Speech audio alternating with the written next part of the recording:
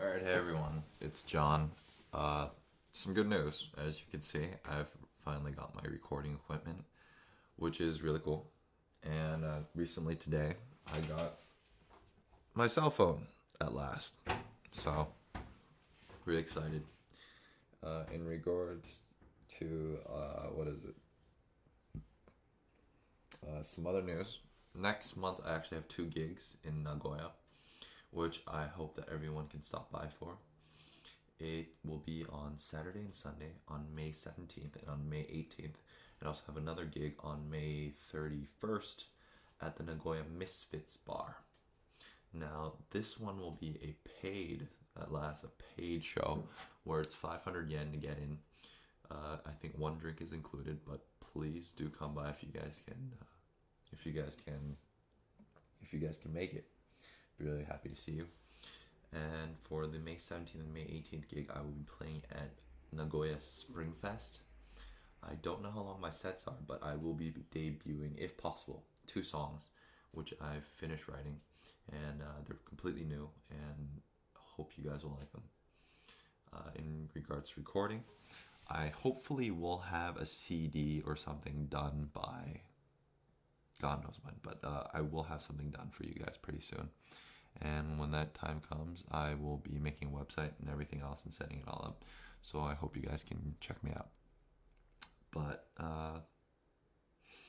this is also a blog for just a recording studio blog. I just wanted to make it for people that are still looking for a recording studio.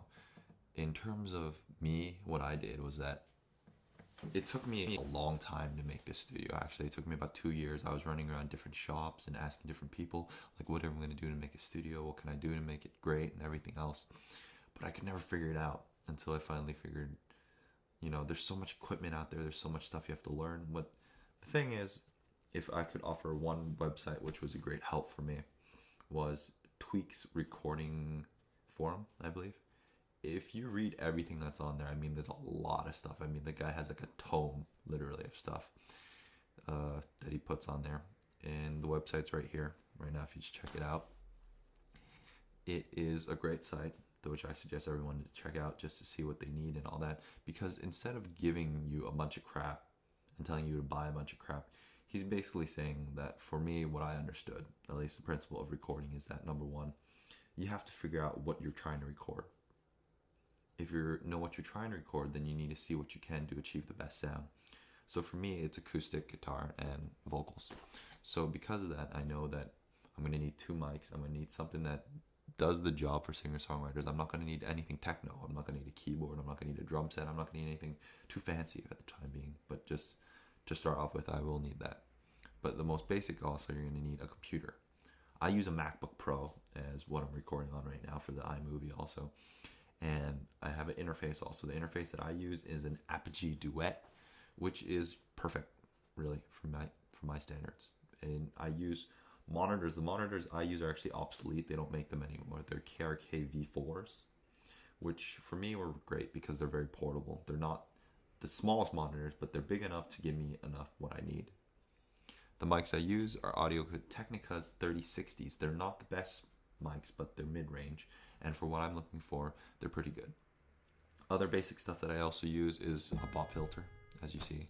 It's a metallic pop filter because I was told that they're a little bit brighter compared to a normal pop filter. However, if you really want, you can still make a normal pop filter using pantyhose and like a tennis racket or something, which is pretty interesting, but I'm not too keen on doing that. So I just paid about $15 and I got this metallic one right here. Uh, these are also two phantom power condenser mics, so my suggestion is you guys get the same if you're doing singer-songwriter.